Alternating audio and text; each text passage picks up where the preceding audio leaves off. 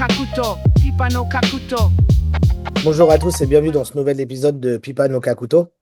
Il y a 7 8 mois, on avait fait le top 10 des meilleurs boxeurs japonais de tous les temps. Là, aujourd'hui, on va faire le top 10 des meilleurs prospects de la boxe japonaise actuelle.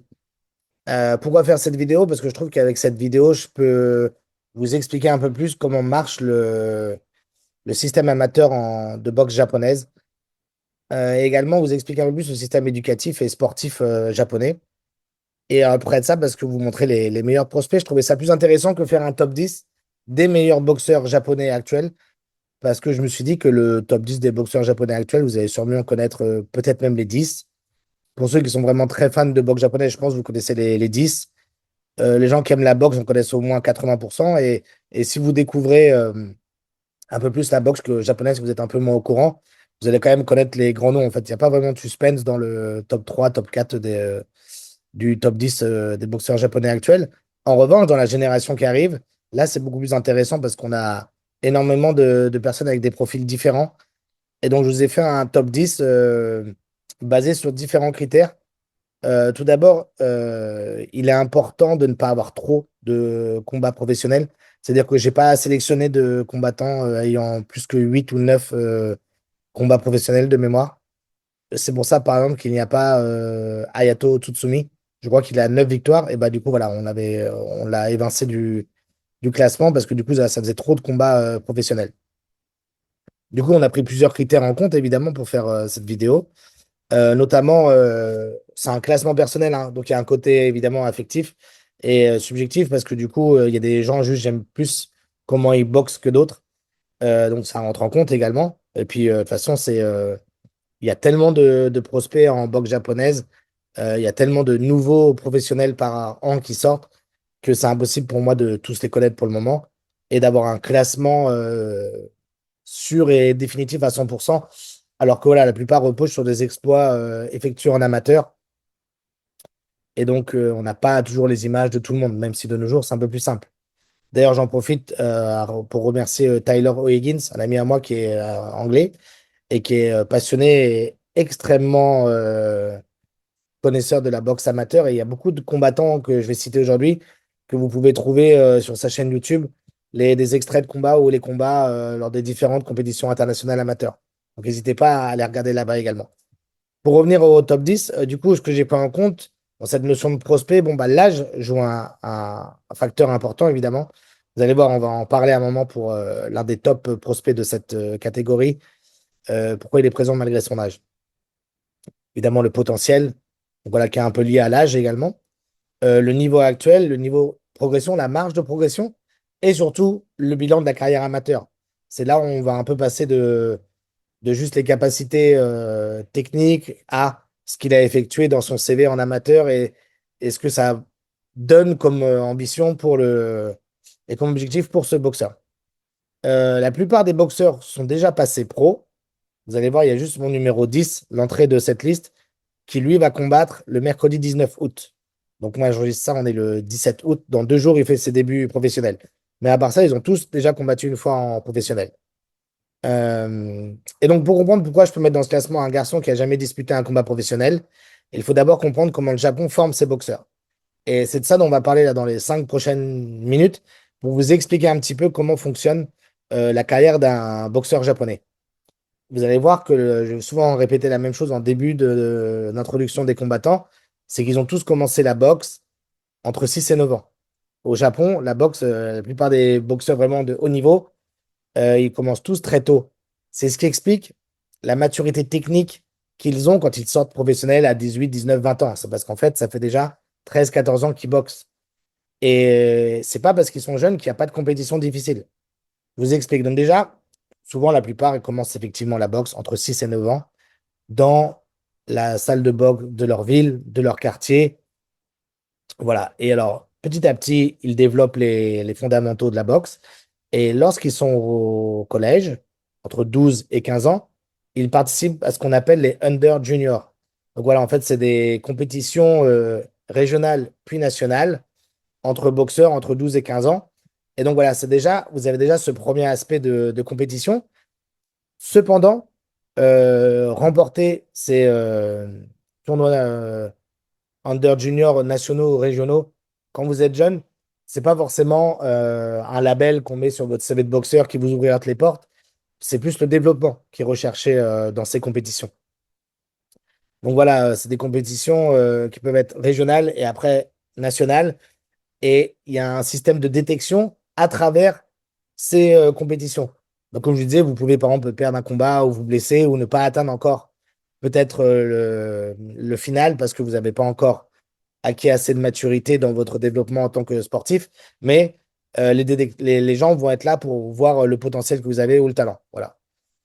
Et alors, là, on commence vraiment à atteindre une étape majeure et un truc très important dans la carrière des boxeurs japonais, des jeunes boxeurs japonais, c'est quand ils arrivent au lycée. C'est là où commence à y avoir des tournois nationaux que si vous les remportez ou si vous faites des très bonnes prestations dessus, sur votre CV de jeune boxeur, ça vous met un peu un label en or, genre, ouais, lui, il a gagné telle récompense, il faut vraiment le prendre au sérieux. Alors, ce qu'il y a, c'est que dans le système japonais, il y a plusieurs titres nationaux qui sont différents et ils n'ont pas tous la même valeur. Donc, c'est un petit peu compliqué. Je vous ai fait un graphique pour essayer de vous expliquer de la manière la plus simple les différentes choses à regarder dans le CV d'un boxeur japonais. Et on va commencer par le Inter-High. Ce qu'ils appellent le Inter-High, en gros, c'est le grand championnat national des lycées. C'est-à-dire que, par exemple, tu as un boxeur qui est en l'équivalent de la seconde pour nous, tu boxes, je sais pas, en mi-mouche, et bah, si tu es sélectionné par ton lycée et tout, tu rentres dans ce grand championnat où tu vas aller affronter bah, tous les autres mi-mouches de ta catégorie jusqu'à ce qu'il y en ait un qui soit champion.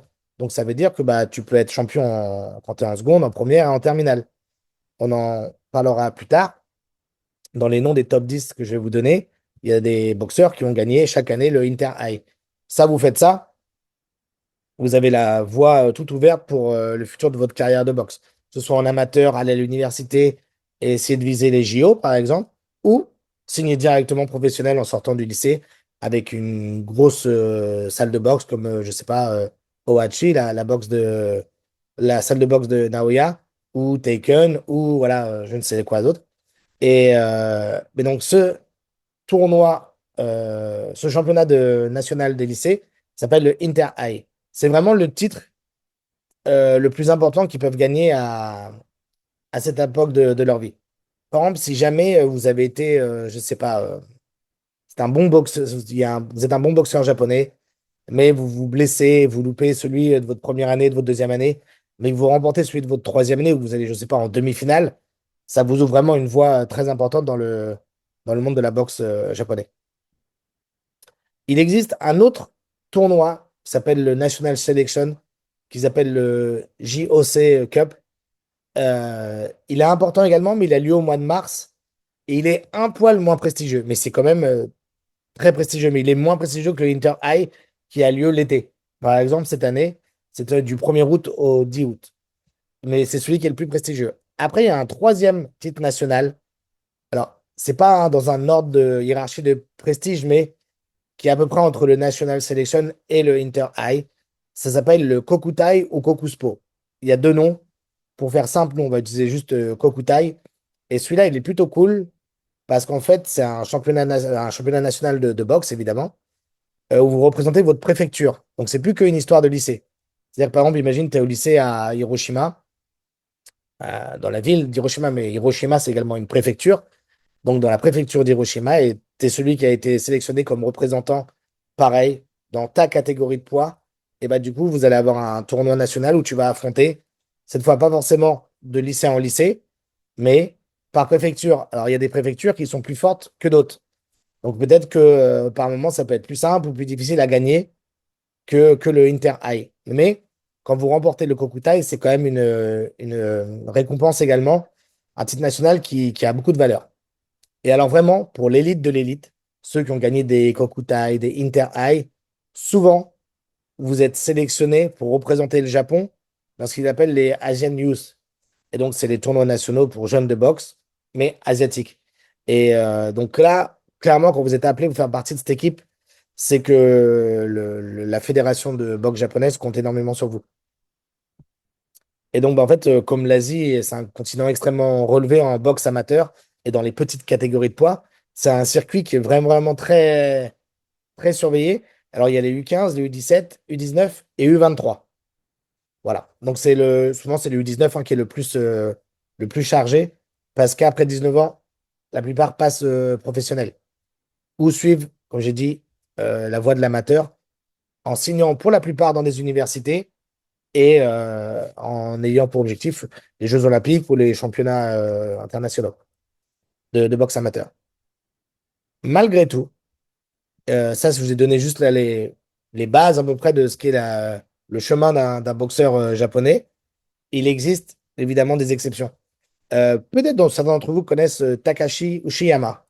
C'est un boxeur japonais qui a été champion du monde, qui a plus de 10 défenses de titre de champion du monde, de WBA de mémoire. Et lui, en fait, il a commencé la boxe très tard, il était en première. Et bah, du coup, ses résultats au Inter High sont pas mauvais, mais ils sont pas excellents. Genre, il perd en quart de finale, puis il a quelques galères et tout. Clairement, il n'a pas la maturité technique que les autres ont, ceux qui ont commencé il y a la boxe à 6 7 ans. Lui, comme il commence genre à 16 ans, il a un déficit à rattraper, mais il est très athlétique. Donc voilà, finalement, sa carrière de boxe au lycée est pas incroyable, mais il arrive quand même à signer à l'université, à la Takushoku Université, qui est une très bonne université de boxe. Et même là-bas, il est même pas remplaçant. Alors, remplaçant en boxe, je vous explique, c'est qu'il y a une équipe type, c'est-à-dire que bah, dans l'université, il y a tel boxeur qui est trop fort, c'est lui qui repart représenter l'université en premier et sur qui on mise. Lui, il n'était même pas dans les vrais sparring partners, quoi. Il était vraiment un cran en dessous. Et donc, mais cependant, même sans être titulaire ni quoi que ce soit, par exemple, la place de titulaire, si vous me demandez comment on l'a, bah, évidemment, ceux qui ont remporté des Inter High ou des Kokutai, voilà, ils ont la voie ouverte à être traités comme le futur de la boxe et donc être mis en avant par les universités.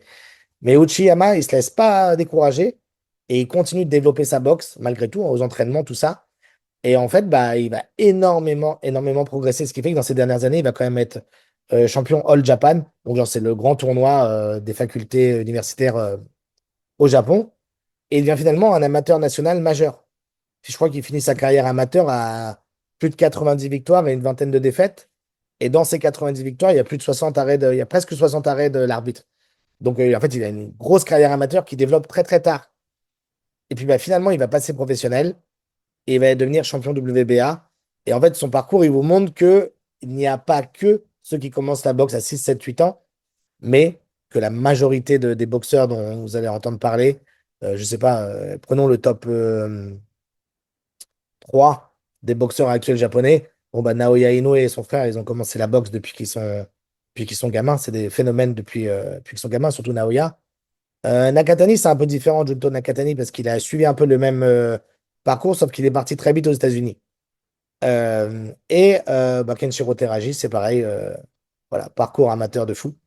Et donc voilà, mais il existe quelques exceptions quand même. Mais donc voilà, maintenant qu'on a mis les bases de à quoi ressemble le parcours, les parcours potentiels d'un boxeur au Japon, on va pouvoir commencer à entamer ce top 10. Et justement, à la 10e place, j'ai un boxeur qui s'appelle Seiya Nakayama et il fait partie d'une fratrie de boxeurs parce qu'il a deux grands frères, Sota et Koichi. Lui, c'est le plus petit. Et à travers le parcours de ces trois boxeurs, je vais pouvoir vous expliquer un peu mieux ou illustrer un peu mieux tout ce que je viens de vous dire il y a 5 10 minutes. Donc, Seiya Nakayama, c'est mon numéro 10. C'est un très jeune boxeur. Euh, il vient d'une ville qui s'appelle Fukuoka, sur l'île de Kyushu au Japon. Et lui, il a commencé la boxe à 6 ans, notamment motivé par suivre le même chemin que ses deux grands frères, comme j'ai dit, Koichi et Sota. Et donc, très rapidement, voilà, il développe sa boxe avec de bons résultats dans les Under Junior. Quand il est au lycée, il s'inscrit à Higashi Fukuoka, qui est un lycée de chez lui. Et donc, il participe à l'Inter High, qui, au passage, il va gagner 3 fois d'affilée. Donc, il le gagne en seconde, en première, en terminale. Comme je l'ai mentionné avant, ça, quand vous faites ça, ça vous met directement un sponsor en or sur votre CV. Genre, voilà, vous êtes sûr d'être suivi et d'avoir voilà, un palmarès intéressant et d'avoir comme un label de qualité associé à votre nom. Donc, il gagne 3 Inter-High, donc un chaque année. Il gagne 2 fois ce que j'ai appelé le JOC et il participe au Asian News qu'il a gagné également. Euh, voilà, donc et alors, dans les Kokutai, il représente la préfecture de Fukuoka, qu'il remporte également en 2025. À la base, après avoir gagné tout ça, il s'inscrit à l'université de Komazawa, qui est l'une des meilleures universités de boxe. Et en fait, il est un peu déçu par le parcours de qualification des JO 2028. Du coup, finalement, il a changé d'avis. Il a quitté la voie universitaire et a contacté la salle de sport de Naoya Inoue, Ohachi. Et finalement, il a signé professionnel avec eux. Et donc, Seiya va faire ses débuts professionnels mercredi 19 août. Voilà, donc c'est pour vous donner une petite idée des changements qu'il y a eu dans sa carrière également et avec qui il signe. Voilà. Vous allez voir que là, dans mon top 10, quand je vous ferai le tableau récapitulatif, ils combattent pas, ils s'entraînent pas tous dans la même salle, mais il y a énormément de noms de salles que vous allez voir qui reviennent très rapidement. Et alors, je vous ai parlé de ces deux frères. Pourquoi ils sont pas dans ma liste du top 10? C'est pas qu'ils sont mauvais, hein, loin de là, c'est qu'ils ont deux choix de carrière un peu différents. Et notamment Koichi, qui lui, après avoir eu également beaucoup de succès au collège, au collège et au lycée, en fait, il a choisi la voie amateur. C'est-à-dire que plutôt que de signer professionnel avec une grosse salle, bah, lui, il s'est inscrit à la même université que son petit frère à la base, donc à Komazawa. Et là, il est en train de se préparer et de se concentrer totalement sur les qualifications pour les JO de 2028 de Los Angeles. Donc voilà, si jamais vous regardez cette vidéo quelques jours avant les JO ou un peu de temps avant, peut-être chercher ce nom, peut-être que Koichi sera qualifié et fera partie des noms à retenir voilà, de la boxe japonaise aux prochains Jeux Olympiques. Sota Nakayama. Lui, du coup, il a gagné également beaucoup de choses au lycée et au collège. Et alors, lui, il est toujours amateur. Je crois qu'il a eu un parcours de 70 victoires, un truc comme ça. Et il vient tout juste de signer ses Taken. Donc, la même salle de boxe que Tenshin, par exemple, ou Tomoya Tsuboi. Donc voilà, je ne me rappelle plus s'il a fait ses débuts, mais ça ne devrait pas tarder. Et donc voilà, les trois frères sont vraiment lancés dans le monde de la boxe, un dans l'amateur et deux pros en signant dans les deux meilleures salles de boxe qui existent. Pour revenir à Seiya, et donc je vous ai dit qu'il avait tout gagné, genre en 2023, 2024, 2025, le Inter High. D'ailleurs, en 2023, il gagne le Inter High en mi-mouche et Koichi, celui qui est parti maintenant en amateur, le remporte en coq. C'est-à-dire que dans la famille, en 2023, il y a le champion des coqs et le champion des mi-mouches, c'est dans la même famille. C'est Nakayama. Et en 2025, il va faire la même chose, Seiya, sauf qu'il gagne avec Sota les Kokutai. C'est-à-dire, enfin, il gagne avec. Il gagne en même temps le Kokutai. Seiya Nakayama, il gagne les coqs seniors. Il était monté de mi-mouche à coq. Et Sota, lui, était en léger. Et du coup, bah voilà, il gagne le Kokutai. Donc, la fratrie Nakayama, c'est des noms à retenir dans la boxe japonaise, surtout pour le futur de la boxe japonaise. Et je crois, si je dis pas de bêtises, que Seiya, il a battu dans son parcours amateur deux membres du top 10 des prospects qu'on est en train de faire, qui sont classés donc plus haut que lui. La raison, vous allez me demander du coup pourquoi, si je suis si dithyrambique de son parcours, pourquoi est-ce qu'il est dixième? C'est parce qu'il va commencer son parcours professionnel maintenant. Alors, j'ai mentionné qu'effectivement, souvent les boxeurs japonais ont comment, une certaine maturité technique et physique, même à un jeune âge, parce que du coup, ils boxent depuis très très longtemps. C'est vrai, mais il faut également mentionner que la carrière professionnelle d'un boxeur est très différente de la carrière amateur. Donc, il y a toujours quand même une petite interrogation. Mais il a tellement de potentiel que je suis obligé de le mettre dans cette liste. Et son style, il y est pour quelque chose également. Donc voilà, et c'est un gaucher, c'est un boxeur-puncher super, super intéressant à regarder combattre. Il a vraiment un direct du gauche qui est incroyable. Même à la salle où il vient de signer, au Hachi, là, le propriétaire de la salle, il disait qu'il était méga impressionné par la puissance qu'il est capable de créer malgré sa petite catégorie de poids. Dans son style, le plus proche connu qui existe, ce serait Nakatani, Junto Nakatani. Donc voilà, regardez un œil sur Seiya Nakayama. Je ne sais pas si vous aurez accès à son combat professionnel de mercredi, mais c'est clairement un nom à garder dans le monde de la boxe japonais. J'ai oublié de vous donner son parcours amateur, son record. 57 victoires, dont 30 d'arrêt de l'arbitre, une seule défaite.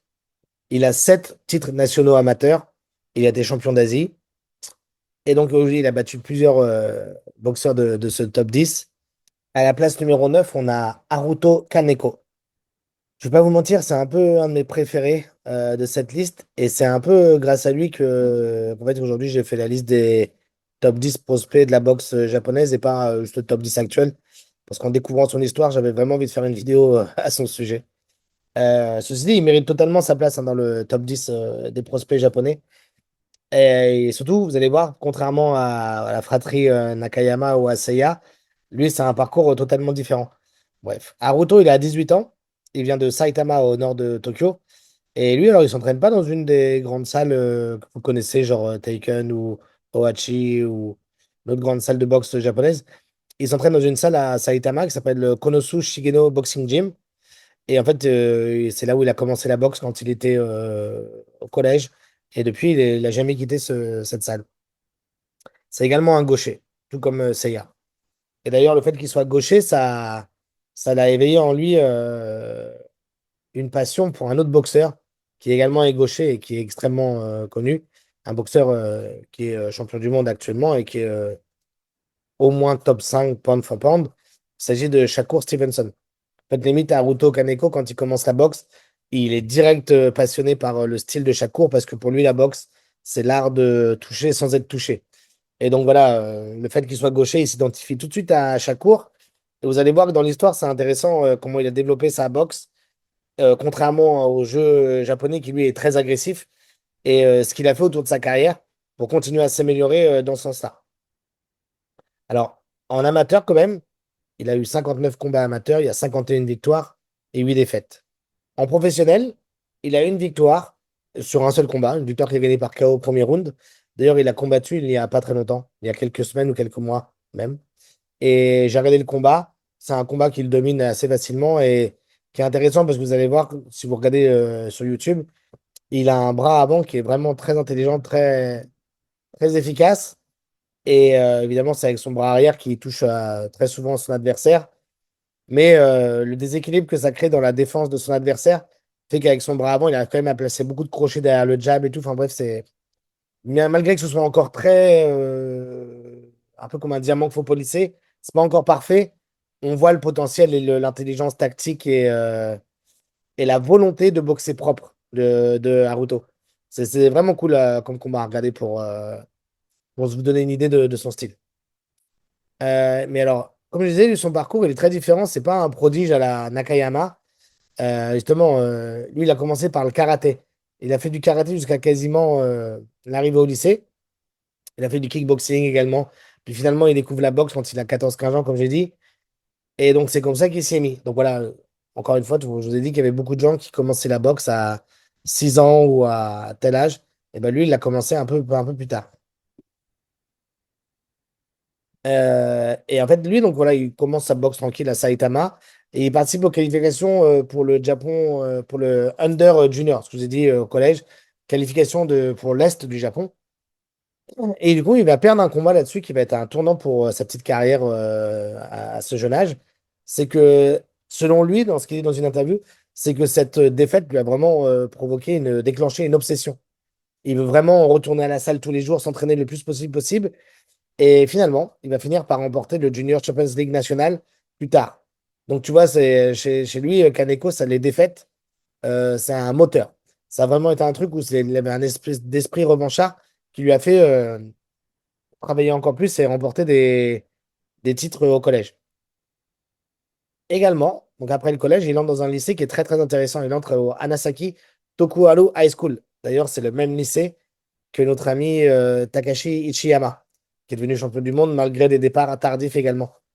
Et c'est dans ce lycée, du coup, qu'il va participer aux 7 compétitions nationales qui sont possibles pendant les 3 années de lycée. Il participe aux 7, il en remporte un, il fait 3 fois deuxième, une fois troisième. Donc, si vous faites le compte sur 7 tournois nationaux, il est quand même top 3 5 fois. Et comme je dis, les défaites sont très importantes pour lui. Il y a plusieurs défaites qui l'ont marqué pendant ses années au lycée, notamment l'Inter High 2023. Donc, c'est sa première année au lycée. En quart de finale, il perd contre un certain Koichi Nakayama, le frère de Seiya. Comme vous avez dit, Koichi a gagné le tournoi cette année-là. Donc voilà, il a perdu contre le vainqueur. Au Kokutai 2023, il perd en demi-finale contre un nom qu'on va sûrement mentionner un peu plus tard, Yuta Sakai. Et Sakai était âgé de 2 ans de plus que lui. Et alors, après, il fait également les finales du JOC 2024, du JOC. Il perd en finale. En 2024, il revient pour l'Inter High vraiment motivé. Et là, il se prend un 5-0 contre Kumamoto. Et ça, c'est une défaite qui lui reste vraiment en travers de la gorge. J'en profite, vu que je parle du score 5-0. En gros, c'est 3 rounds de 3 minutes. Et ça veut dire que 5-0, il y a 5 juges et 5 juges ont donné le combat pour son adversaire, Fuma Kumamoto. Et après cette défaite, il a vraiment, vraiment, vraiment enragé par la défaite, qu'il est revenu directement de sa gale où se passait le combat pour revenir à sa salle d'entraînement juste pour s'entraîner, mais vraiment direct après. C'est son coach qui raconte l'anecdote. Puis finalement, en 2025, il reparticipe du coup au JOC, au JOC, en Bantamweight, donc en coq, et finalement, il bat Tomu Kataoka, qui est également un combattant qui combat chez Ohachi, dont on va parler un petit peu plus tard. Et du coup, voilà, c'est son seul titre national. D'ailleurs, il crée une rivalité un petit peu avec Tomu Kataoka. Ils se sont affrontés 5 fois au lycée. Kaneko a gagné 3 fois et Tomu a gagné 2 fois. Donc voilà, il y a vraiment une rivalité. Et vous allez voir qu'à travers toute cette vidéo, entre tous les prospects que je mentionne, il y a déjà tout un tas d'affrontements qui ont eu lieu entre eux, ce qui crée des rivalités déjà et des profils intéressants pour leur carrière professionnelle. C'est une vraie, vraie, vraie rivalité qui est entre les deux. Surtout que Kaneko, lui, il n'a jamais signé dans une grande salle. Il est resté dans sa petite salle alors qu'eux ont tous signé dans des immenses salles. Et donc voilà, pour finir son carrière au lycée, et en 2025, du coup, il perd le Inter High en finale contre du coup Tomu Kataoka. C'est l'une des 2 victoires qu'il a sur lui. À la fin du lycée, il réfléchit à ce qu'il veut faire. Souvent, la plupart des gens suivent du coup ce cursus universitaire en restant en boxe amateur et en préparant par exemple les JO. Mais lui, il a vraiment envie de passer directement en mode professionnel. Et donc, du coup, ce qu'il fait, c'est que il veut aller en pro, mais il veut pas signer à Ohachi, ni à Taken, ni à Shisei. Il reste dans sa petite ville, à Saitama, à s'entraîner dans sa salle. Et finalement, il trouve une autre idée.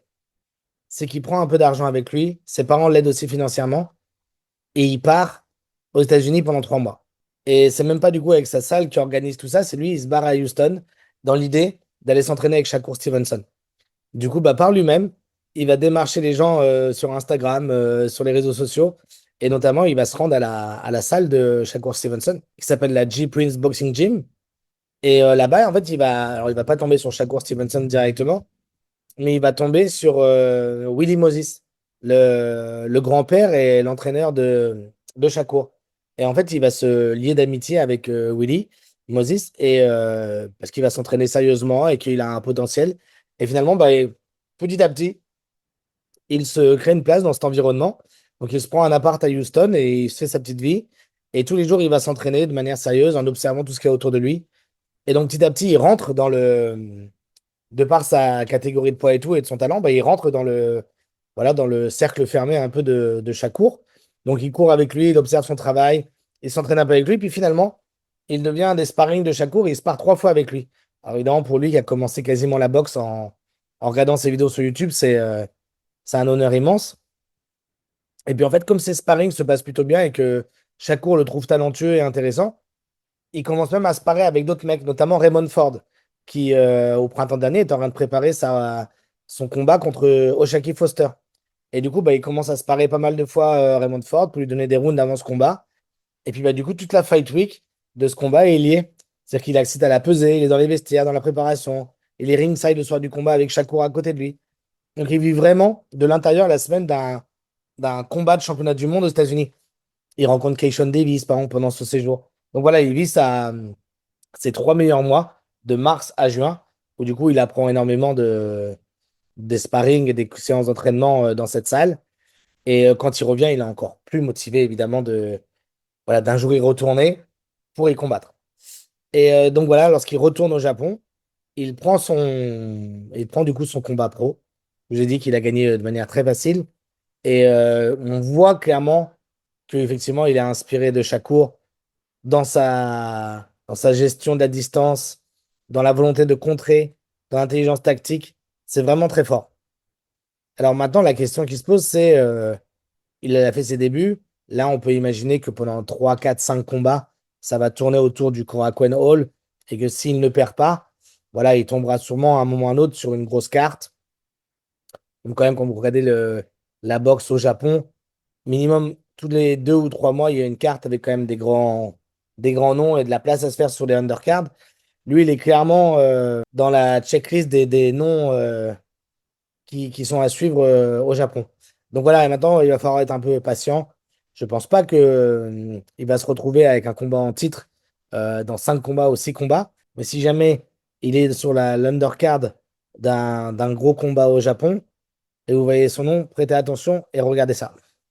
Et à la 8e place, on fait place à un phénomène. Parce qu'à la 8e place, il y a Raito Kataoka, qui lui aussi a un autre frère dans la boxe. Oui, vous allez voir qu'il y a beaucoup de fratries dans la boxe japonaise. Et alors, autant à la 9e place, Haruto Kaneko, c'était quelqu'un qui aspire à devenir une sorte de Shakur Stevenson. La Raito Kataoka, il a un idole, c'est simple, c'est Naoya Inoue dans son prime, à l'époque où Naoya était The Monster. C'est exactement le type de combattant qu'il veut être. Et alors, Raito Kataoka, c'est quelqu'un qui a pris d'assaut la boxe au lycée et qui était un phénomène. Alors, actuellement, il a 20 ans. Il est né en 2006 à Sakura, à Shiba. Et donc, il fait partie de la même salle que Naoya Inoue maintenant. Il s'entraîne à Ohashi Boxing Gym. C'est un combattant en droitier de petite taille. Il fait seulement 1m62. Donc, c'est 1m62 super compact, un tank qui a un parcours amateur incroyable. 58 combats, 57 victoires, dont 31 arrêts de l'arbitre. Une seule défaite. Sa seule défaite, c'est contre qui? C'est contre notre numéro 10, Seiya, encore une fois. Seiya, je vous dis, il est 10, mais c'est vraiment parce qu'il n'a pas encore son combat professionnel. Faut vraiment retenir ça. Et lui, il a 2 combats professionnels, Raito, faut pas l'oublier. Parce qu'on va en parler, parce que contrairement aux autres, là, lui, les 2 combats professionnels qu'il a, ils sont incroyables. Et donc, il est à 2-0 en professionnel, avec 2 KO. Donc voilà, Raito, il vient d'une famille de 7 enfants. C'est le troisième garçon. Et son père, Kei, c'est un fanatique de sport de combat. Du coup, depuis qu'ils sont petits, ils commencent par le kickboxing, la boxe. Il y a des frères à lui qui font du karaté. Voilà, toute la fratrie fait des sports de combat. Et lui, ce qu'il explique et met dans la boxe, c'est le côté cérébral, les échanges, mettre des pièges dans les échanges, punir son adversaire, trouver le timing de l'adversaire et devoir réfléchir malgré l'intensité physique et le stress accumulé pendant le combat. Et alors, du coup, voilà, leur père, comme il est fasciné de sport de combat et passionné de boxe, ils ont un cadre de fou, un espace d'entraînement à la maison. Donc, ils peuvent s'entraîner dans la salle, mais également à la maison. Et Raito, quand il est petit, il fait que s'entraîner avec son petit frère, Tomu Kataoka, qui lui aussi a signé chez Ohachi Gym. Les deux sont dans la même salle de sport maintenant. Donc, comme je dis, Raito au lycée, c'est un vrai phénomène. Il est inscrit à Narashino High School et dès son arrivée à 16 ans, il devient champion Inter-High donc de 2022 chez les Mimouches. Donc, première année, voilà, on a direct le tampon en or, comme on disait un peu plus tôt, qui valide du coup ses capacités en boxe, quoi. Alors, c'est une chose de gagner ce premier titre national. Après, il faut confirmer. Mais voilà, au lycée, il a gagné 5 titres nationaux. Donc, ça fait quand même beaucoup. Et il gagne le Inter-High sa première année en 2022. Il le gagne en 2024. Le JOC, il le gagne en 2023, en 2024. Et le Kokutai, il le gagne une fois en 2023. Oui, et parmi les 2 JOC qu'il a gagné, là, les JOC, il y a une récompense dont on n'a pas parlé, qu'il a reçue. C'est qu'en fait, en gros, il est le MVP de ce tournoi. C'est-à-dire qu'il est le meilleur boxeur masculin du tournoi. Donc, toute catégorie de poids divisé, confondu, c'est à lui qu'on le donne. Ça, c'est un immense honneur également, une très très grande récompense. D'ailleurs, on avait mentionné avec Seiya Nakayama les doubles titres que les frères avaient eu les mêmes années. Et ben, au Kokutai 2023, Raito Kataoka, il est en mi-mouche et donc il gagne le Kokutai 2023. Et son petit frère, Tomo Kataoka, lui en mouche, gagne le Kokutai 2023 également. Et donc c'est là où son fait d'armes le plus grand, c'est qu'à la fin de l'année 2023, il est sélectionné pour représenter le Japon au ASBC Asian Youth Championship qui se passe au Kazakhstan. Et lui, il va devenir champion d'Asie Youth en 51 kilos. Et son frère va être médaille de bronze. Donc les deux, ils reviennent du Kazakhstan avec une médaille chacun. Pareil, donc voilà, ils renchaînent leur dernière année de lycée bah, en regagnant encore le Inter High. Et après, il a le choix du coup, parce que lui, pour le coup, là, au lycée, ça a été un phénomène. Il a même gagné à Genius. Il peut carrément rejoindre l'université et aller chercher peut-être un titre olympique ou toi aller travailler pour se qualifier au JO et avoir pour ambition d'être champion du monde amateur ou champion olympique. Mais finalement, ce qu'il va faire, c'est qu'il s'inscrit pas à l'université. Il rejoint l'équipe amateur d'Ohashi Boxing Gym, donc il signe pas un contrat professionnel. Il reste en amateur et pendant une bonne année, il continue à s'entraîner, à travailler ses gammes en amateur et surtout à apprendre des secrets de tous les grands boxeurs de cette salle, notamment de Naoya. On en reparlera un petit peu après.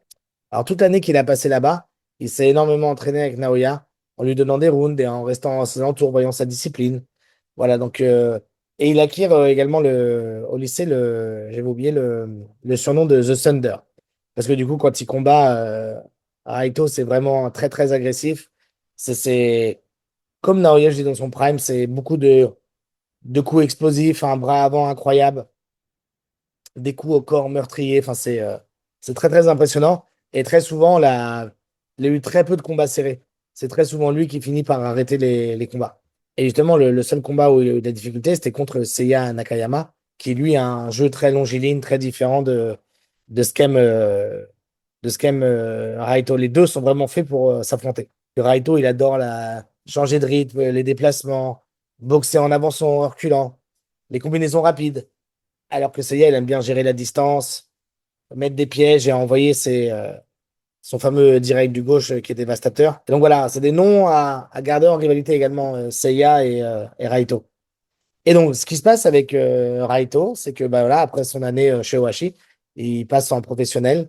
Et vous voyez, normalement, quand vous avez été un immense amateur, votre premier combat au Japon, on vous passe un combattant moyen pour vous mettre en valeur. Lui, il prend pas du tout à faire valoir. La salle d'Ohashi, elle est tellement convaincue du talent de Raito qu'ils lui mettent pour son premier combat professionnel qui a eu lieu cette année, en mars 2026, au Korakuen Hall, il affronte Azuki Ohashi. Alors, ça vous dit peut-être pas forcément grand-chose, mais à l'époque du combat, c'est le numéro 6 chez les Mimouches au Japon. C'est-à-dire que dans le titre de champion du Japon, il est sixième. Donc pour ton premier combat, il lui mettre un boxeur qui est déjà classé top 10 national. Ça vous dit la pression qu'il avait et l'ambition et les espoirs que les gens mettent sur Raito. Et ce combat, d'ailleurs, il est en ligne. Si vous le regardez, c'est un combat de 6 rounds. Et c'est vraiment un combat fort, hein. C'est typique de la boxe japonaise, là, pour le coup, où le rythme est incroyable. Les deux prennent des dégâts, mais on voit quand même que Raito a le dessus. Et finalement, au sixième round, il va finir par aller chercher le TKO. Et à 17 ans, à 19 ans, pour son premier combat professionnel, il bat du coup le numéro 6 au Japon de sa catégorie de poids. C'est vraiment un combat très divertissant à regarder si jamais vous le souhaitez. Et donc, du coup, après un seul combat, il est classé numéro 7 japonais des Mimouches au classement japonais. C'est déjà un exploit incroyable. Deuxième combat, 3 mois plus tard, en juin, toujours au Korakuen Hall, il affronte un Thaïlandais, Surya Putavuksa. Et cette fois, bon, là, le niveau a un peu baissé. Premier round KO, typique, ça travaille le jab. Dès qu'il a lu un peu la réaction du Thaï, ça lui met un 1-2 plus crochet gauche au corps. KO expéditif avec un coup au corps vraiment typique, typique Naoya Inoue. Et d'ailleurs, donc du coup, grâce à cette victoire, il est également classé numéro 6 à l'OPBF. C'est-à-dire que non seulement il est classé dans le top 10 des Japonais dans sa catégorie de poids, mais en plus, même à l'OPBF, il est déjà classé après 2 combats professionnels. Donc lui, clairement, quand on parle de Japonais qui sont un peu envoyés rapidement vers des titres de championnats mondiaux, un peu comme Kosei Tanaka, qui avait combattu pour un titre après 5 combats pro et une immense carrière amateur, pour Raito Kataoka, il y a énormément d'attentes comme ceci. Et alors, sur son KO, il explique que quand il s'est entraîné à Ohashi, Naoya Inoue lui a donné beaucoup de conseils sur le KO, et notamment qu'il y avait un secret et une astuce sur le timing pour mettre KO au corps les adversaires, mais que du coup, il ne peut pas le dire parce qu'on lui a dit que c'était un secret. Mais, et que depuis qu'il a compris ce que Naoya lui a dit, effectivement, il a de plus en plus de succès avec les coups au corps. À retenir quand même. Et puis donc voilà, c'est pourquoi il est huitième. C'est parce que ça a été tellement un monstre au lycée. il a tellement tout dévoré que du coup, on ne l'a pas trop vu faire face à de l'adversité. Et également, sa catégorie de poids, du coup, par rapport à sa taille, il fait 1m62. Ça demande quand même beaucoup, beaucoup de talent pour monter en catégorie de poids quand même comme ça. Et donc, c'est clairement un immense prospect, mais il a été tellement catapulté ici, il a tellement tout déchiré au lycée que j'ai juste une petite réserve, et vraiment une petite, sur est-ce qu'à long terme, sa carrière sera toujours à ce haut niveau, ou est-ce que c'est quelqu'un qui aura une carrière un peu en montagne russe, avec voilà, des hauts et des bas assez forts, parce que j'ai quand même du mal, malgré ce que j'ai lu sur lui et ce que j'ai vu sur lui, à le voir être capable de contrôler des combats et de ne pas prendre trop de dégâts non plus tout le temps. Alors, je sais que c'est souvent lui qui sera le comment, au devant de ces combats et qui dominera le plus souvent. Mais j'ai peur que ce soit quelqu'un qui, comme il a commencé très tôt, très fort, n'ait pas un prime très long. Voilà. Donc, il est numéro 8. Et d'ailleurs, le numéro 7, c'est personne d'autre que son petit frère. Si son grand frère est surnommé The Thunder, lui, son nom, c'est The Dream. Apparemment, ça vient de son nom Tomu, qui a cette idée de rêve qui se réalise. Donc OHI lui a donné le surnom de The Dream. Son palmarès amateur n'est pas aussi bon que celui de son frère, mais il est quand même très très bon. 56 victoires pour 5 défaites. Il est passé pro déjà, puisqu'il a gagné son premier combat par KO. Et donc voilà, donc lui, il est dans l'ombre de son frère, et malheureusement, je pense qu'il le sera toujours pendant un long moment, jusqu'à ce qu'en professionnel, il arrive à prendre son propre chemin. Alors évidemment, Tomu, il a rejoint le même lycée que son frère, Narashino High School, qui est un des programmes scolaires japonais les plus réputés.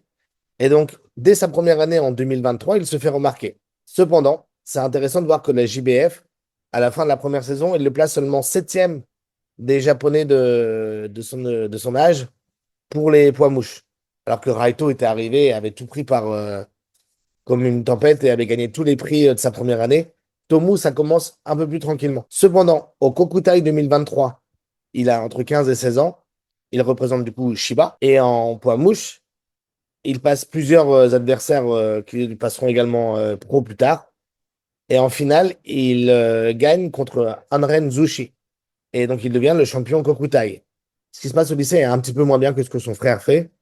Et en fait, c'est vraiment, lui, il est présent parce qu'il est dans la rivalité avec Kaneko. Ils sont affrontés 5 fois au lycée. Ça fait 3-2 pour l'instant pour Kaneko. Et donc, du coup, il y a l'espoir qu'à un moment ou à un autre dans leur carrière, il y ait ce sixième combat. D'ailleurs, il a perdu contre Kaneko en finale du JOC de 2025. Donc, il est vice-champion national. Cependant, en 2025, qui est une année très bonne pour lui, il y a l'Inter High 2025, donc il y a un an. Il arrive en finale, évidemment, en finale contre qui? Contre Haruto Kaneko. Et cette fois, c'est Kataoka qui bat Kaneko. 3-2. Du coup, il est quand même champion Inter High 2025. Et ça, c'est pas rien du tout.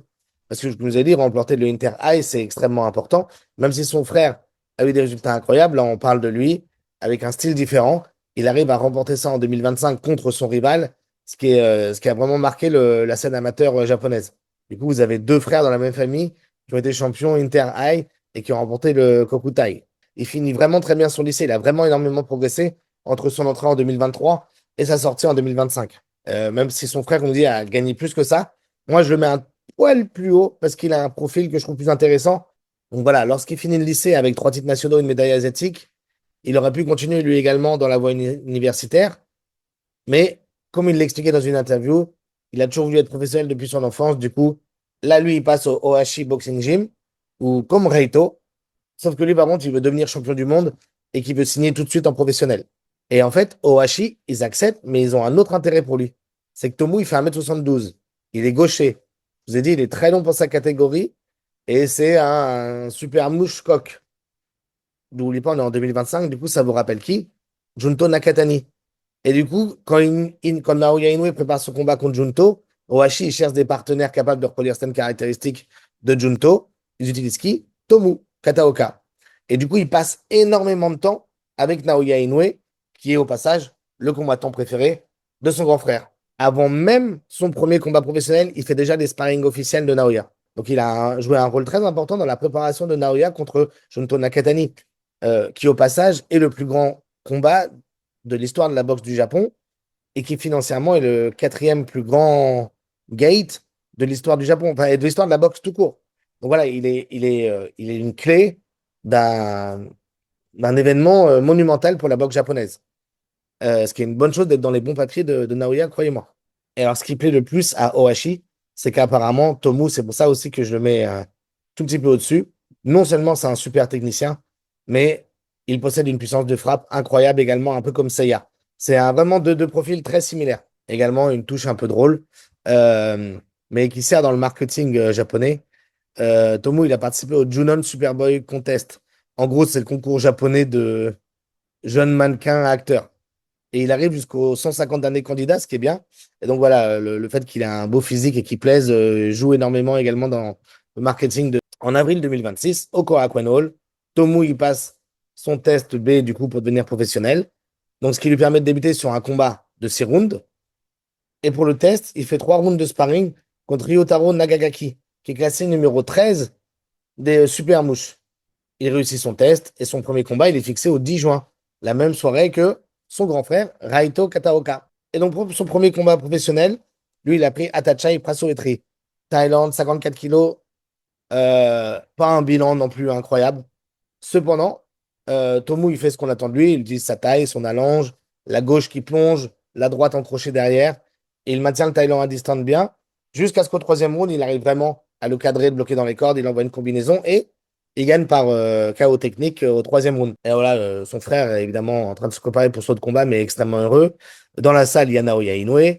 C'est son premier combat. Il gagne par arrêt. Mais quand on lui demande ce qu'il pense de sa performance, il dit ouais, vraiment 4 sur 10. Genre, je peux faire beaucoup mieux. Il dit en vrai, j'étais tellement tendu de combattre devant Naoya que mon corps répondait pas aussi bien que ce que j'aurais voulu. Et d'ailleurs, au petit détail, il est tellement fan de Naoya que pour ce combat, il s'était teint les cheveux en rose-rouge comme Naoya faisait au début de sa carrière. Les chaussures qu'il portait, c'est Naoya qui lui avait offert pour son premier combat. À la place numéro 6, là, on a le premier nom de cette liste que je pense que certains d'entre vous doivent connaître, même certains d'entre vous connaissent très bien. Il s'agit de Yuta Sakai. Alors, Yuta Sakai, il est un petit peu plus âgé que les frères Kataoka ou Seiya, par exemple. Il a 21 ans. Il est né en 2005. Il s'entraîne également dans la même salle, Owashi Boxing Gym.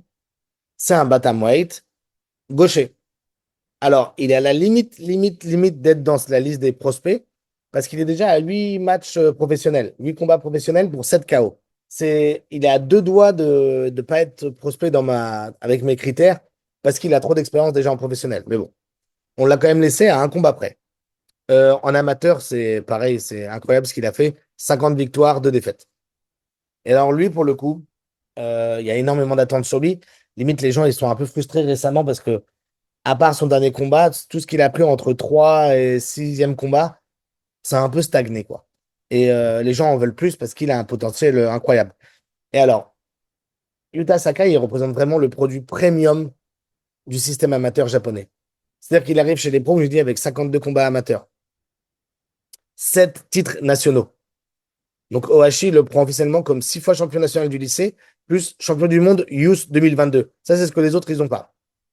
Et alors, je veux dire que ça fait une grande différence dans ton CV, parce que du coup, il était MVP amateur japonais de l'année 2022, champion du monde des jeunes 2022, et il est devenu le troisième champion de l'histoire à gagner les mondiaux Youth chez les hommes. Également, lui, il a un profil très intéressant, 1m73, et donc il est assez grand pour sa catégorie de poids, gaucher, extrêmement rapide, gestion de la distance et technique très, très, très au-dessus de la moyenne, évidemment.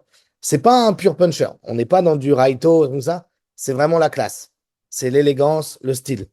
Un mec qui gère la distance, timing de fou, extrêmement bonne gauche. Franchement, c'est une crème à regarder. Moi, j'adore Yuta Sakai. Et en fait, il estimait qu'il avait déjà un tel niveau en sortant du lycée qu'il pouvait se permettre de passer pro. Donc, il devient pro le 25 juin 2024. Donc, ça fait déjà plus de 2 ans qu'il est pro. Et donc, clairement, dès son deuxième combat, lui, il a été classe A. Donc, il peut faire des 8 rounds. 8 rounds. Il a gagné par TKO au deuxième round. Et alors là, direct, tous les médias commencent à le présenter comme un super rookie. Nanana. Troisième combat, il gagne également par KO. En décembre 2025, le même journal Nikan Sport dont je parlais, il le surnomme Monster seconde génération. Pour le coup, ce clin d'œil, ça m'a fait penser à une référence dans un autre sport pour ceux qui aiment la boxe thaï. C'est moi, mon combattant de boxe thaï préféré, c'est Chatsai Paisitong. Et il avait un style tellement proche de Samart que les gens l'appelaient Samart 2. Voilà, c'est un peu ce qu'ils essayent de faire avec Naoya. C'est-à-dire qu'il essaye d'être également cherché qui sera la vraie relève de Naoya. Et vous pouvez voir là, dans toutes les personnes que j'ai mentionnées depuis le début de cette vidéo, le nombre de fois où des références à Naoya viennent, vous voyez qu'ils sont vraiment en train de chercher à construire qui sera la superstar de toute la génération des mecs nés entre 2005 et 2008. Cette année, en 2026, en mars 2026, il a affronté Wesley Kaga, qui est classé numéro 11 aux Philippines chez les poids coqs. Voilà, c'était une première étape un peu plus élevée et il a gagné à la décision. Et même, c'est une victoire pardon, qui n'a pas trop dû lui plaire parce qu'il a pris un crochet du gauche qui l'a envoyé au tapis. Et lui, même s'il a dominé tout le reste du combat, il n'a pas réussi à envoyer Wesley au tapis. Et donc, du coup, c'est un truc qui l'a un peu freiné et était très déçu de sa performance. Puis, il a affronté Froilan Saluda il n'y a pas longtemps, là, il y a 2 mois, qui est un ancien champion au PBF. Et là, par contre, sa performance était excellente et il a obtenu l'arrêt technique de l'arbitre au 7e round. Également, une petite information intéressante pour vous montrer à quel point il est bien intégré à la salle de Ohashi. Takuma Inoue qui est en train de préparer son rematch contre Tenshin Nasukawa. Il a plusieurs sparring, évidemment, au Ohashi. Tomu Kataoka, encore une fois, même profil un peu que Tenshin. Grand, long, gaucher, direct du gauche dangereux. Et Yuta Sakai. Et donc voilà, pourquoi est-ce qu'il est 6e? Et là, vraiment, on peut mettre une différence de niveau entre tous ceux qu'on a cités avant et lui. À partir de la place 6, là, il y a vraiment une différence de level. Seiya, on a dit que c'était un immense amateur qui a battu quasiment tous les gens qu'on a mentionnés, mais qui fera ses débuts professionnels dans 2 jours. Kaneko, il a un 0, il a un gros potentiel, mais c'est encore une carrière très fraîche. Raito et Tomu, ils sont classés national et il y a énormément de projections sur eux, mais il reste encore des choses à prouver. Lui, Sakai, entre son titre de champion du monde Youth et d'avoir battu plusieurs vétérans à 8-0 et 7 KO, là, on est vraiment en train d'attendre un immense combat pour son prochain combat. Et j'espère bien que son prochain combat, ce sera pour être challenger à un des titres proches de sa catégorie de poids. Et alors, du coup, à la 5e place, on arrive en plein milieu du classement, on a peut-être le prospect le plus atypique de ce top 10. Parce qu'avant même de commencer la boxe, il avait déjà plus de 200 combats amateurs dans une autre discipline. Donc le numéro 5, il s'appelle Sento Ito. Il a 21 ans. Il vient d'Itami dans la préfecture de Hyogo. Et il s'entraîne à Kobe au Shinsei Boxing Gym. Donc il a que 21 combats amateurs. Par contre, contrairement aux autres, en professionnel, il a déjà bien avancé. 6 victoires, 0 défaite. Et parmi ces 6 victoires, il y a 5 KO. Et là, de toutes les personnes qu'on a mentionnées, c'est le premier à avoir déjà un vrai titre. C'est le champion WBO de la Asia Pacific des poids coqs. Donc voilà, c'est le premier. On commence à se rapprocher des titres et d'un vrai palmarès réel en professionnel. Et alors, comme je l'ai dit lors de son introduction, avant la boxe, il avait déjà fait beaucoup de kickboxing. Il avait plus de 200 combats amateurs de kickboxing avant même de commencer la boxe. Et le bilan qu'on arrive à trouver en faisant des recherches, c'est d'environ 150 victoires pour 50 défaites. D'ailleurs, petite anecdote, il a déjà des liens avec la famille Nasukawa, notamment Tenshin, mais surtout son petit frère, Ryujin Nasukawa, le kickboxer. Puisque du coup, ils ont déjà combattu 2 fois en amateur et Ito l'a battu 2 fois. Donc, mine de rien, l'intérêt du kickboxing, c'est que quand tu arrives en boxe, tu commences la boxe, mais si tu commences plus tard, tu as déjà une gestion de la distance, même si, évidemment, les 2 sports sont différents, mais surtout le timing, la gestion du stress, le développement physique, l'habitude du combat, la lecture de l'adversaire. Quand il se met à la boxe, c'est beaucoup plus tard. Et alors, pourquoi il se met à la boxe? Et là, le déclencheur, c'est toujours le même nom qui ressort, Naoya Inoue. En fait, lui, à la base, il adore le kickboxing et le karaté. Et un jour, il voit Naoya Inoue qui détruit Omar Narvaez, mais vraiment qu'il le détruit. Et cette capacité qu'il a vue de Naoya avec ses poings à briser le corps de Narvaez et de mettre des coups au corps incroyables, ça lui a vraiment donné envie d'essayer la boxe. Et lorsqu'il a essayé, il est vraiment tombé amoureux de la boxe. Et alors, notre numéro 6, c'était Yuta Sakai. Et ben notre ami Sento Ito, il a déjà des liens avec Sakai. Ils se sont entraînés pendant 2 ans dans la même salle, à l'Esperanza Boxing Gym de Itami. Alors, d'après ce que j'ai lu dans les médias, ils sont pas super amis non plus. Juste les gars se parlaient pas et ils se paraient entre eux énormément. Donc voilà, ils ont quand même un profil de 6e et le 5e. Il y a quand même une connexion. Comme quoi, c'est drôle, tout ce circuit de prospects où tout le monde se relie. Et donc, bah, ils ont quand même plein de points communs. Ils sont tous les deux invaincus chez les pros avec quand même un certain nombre de combats. 6 pour Ito, 8 pour Sakai. C'est tous les deux des bantamweight. et ils visent tous les deux le championnat mondial. Donc, on verra où ça mène tout ça. Notamment, lorsqu'il commence à kiffer la boxe, Ito, il rejoint le Kokoku High School, programme de boxe d'Osaka. C'est un mec du Kansai, du coup, où il va rester au Kansai à tout le reste.